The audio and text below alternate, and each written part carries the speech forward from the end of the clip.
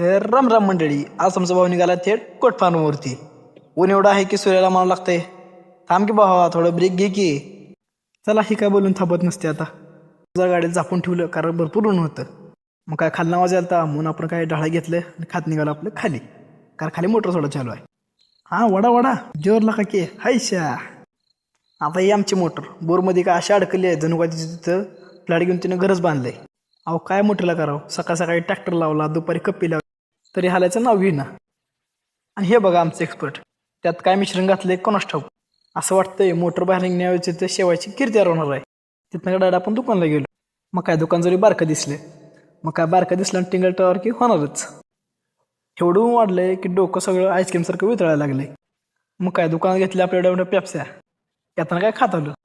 तेवढं जातात आपलं लक्ष गेलं झाडावरती आणि तिथं दिसला आपल्याला एक कच्चा आंबा म्हणजे आपली कैरी. आता कैरी दिसल्या म्हणताना तिला तिथंच फोडली. मग काय कॅनडवर पोचलो, हातात घेतलं खोरं आणि लागलो आपल्या कामाला.